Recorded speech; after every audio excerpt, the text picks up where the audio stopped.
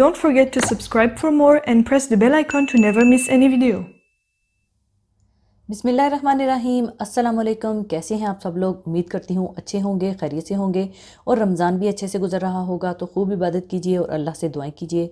तो आज मैं आपको एक बड़ी मज़ेदार सी चटनी बनाना सिखाऊंगी, जिसे आप चाहें तो कबाब, समोसे, पकोड़े, रोल्स या पराठों के साथ सर्व कर सकेंगे। तो इसे बनाने के लिए मैं ले रही हूँ इमली का पल्प 3/4 कप। 30 ग्राम इमली को आपने 1 कप गर्म पानी में भिगोकर रख देना है और फिर इसे अच्छी तरह से मसल कर छान लेना है। और फिर इस पल्प को आपने 2 से 3 मिनट के लिए बॉईल करके रख लेना है, जो कि मैंने भी इसी तरह से तैयार करके रखा हुआ है। इसके अलावा प्याज 1 छोटा सा टुकड़ा, 2 जवे लहसुन के, अदरक 1/2 इंच का टुकड़ा, हरा धनिया 1/4 कप, पुदीना 1/4 कप, हरी मिर्चें 4 अदद, काला नमक 1/2 टीस्पून, शक्कर 1 टेबलस्पून। आप चाहें तो शक्कर की जगह आम रेगुलर चीनी का भी इस्तेमाल कर सकते हैं।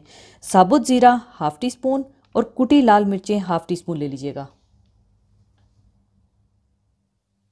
बस सब चीज़ों को आपने इकट्ठा डालकर ब्लेंड करना है। तो सबसे पहले मैं डाल लूँगी प्याज, लहसुन के जवे, अदरक कटी हुई, हरी मिर्चें, हरा धनिया और पुदीना,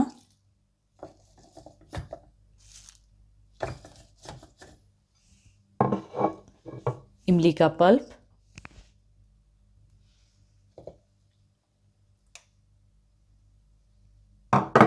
साबुत ज़ीरा, काला नमक, शक्कर और कुटी हुई लाल मिर्चें डालकर अच्छी तरह से ब्लेंड कर लें।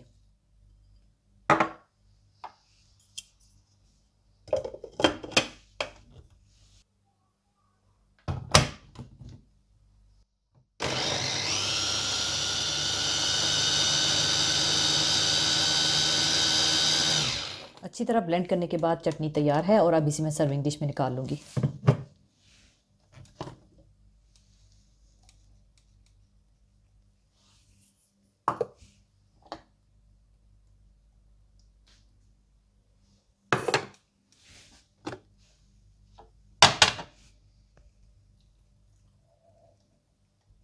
लीजिए, मज़ेदार सी इमली की चटनी तैयार है। तो ज़रूर बनाइएगा और मुझे बताइएगा कि कैसी बनी।